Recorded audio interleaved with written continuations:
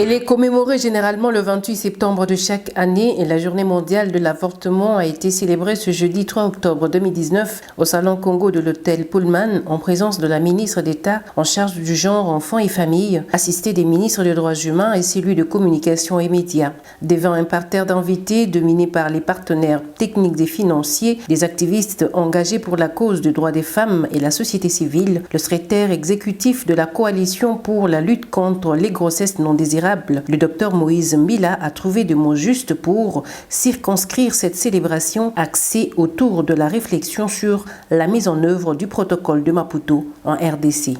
Nous sommes très reconnaissants pour la forte présence des membres du gouvernement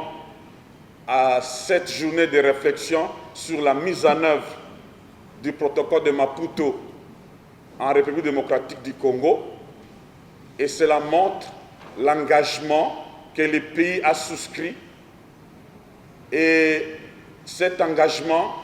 a été traduit par la publication du protocole de Maputo dans le journal officiel de la République démocratique du Congo. Donc, cette affaire, cette question de la mise en œuvre du protocole de Maputo, c'est une question du gouvernement. Et donc, nous, en tant que société civile, en tant que partenaires techniques et financiers, nous devons donc nous aligner pour soutenir le gouvernement dans sa politique qu'elle a souscrit ensemble avec les autres États de l'Afrique. Prenant la parole pour le compte du gouvernement, la ministre d'État en charge du genre, enfants et familles a salué l'avènement du protocole de Maputo, un instrument qui promeut les droits des femmes mais aussi contribue considérablement à la réduction du taux de mortalité maternelle. Elle en appelle à sa vulgarisation dans toute sa globalité. Le protocole de Maputo ne peut pas être réduit à la seule disposition de l'article 14 qui autorise le recours à l'avortement médicalisé ou à la vie de la mère ou du fils en cas d'inceste, des viols ou d'agression sexuelle, mais le protocole doit être appréhendé et mis à œuvre dans son intégralité, car il aborde plusieurs thématiques aussi importantes que les autres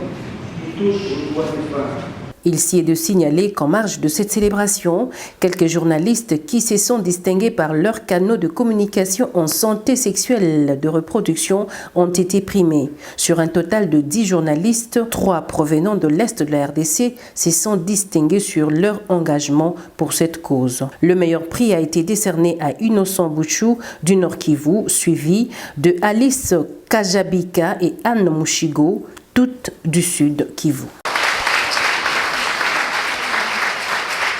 Notons que ce concours, précédé d'une pièce théâtrale sur les conséquences des avortements clandestins, s'inscrit dans le cadre du projet Mongongo Nabiso, exécuté par l'ONG Si Jeunesse Savait, ONG membre de la coalition pour la lutte contre les grossesses non désirables.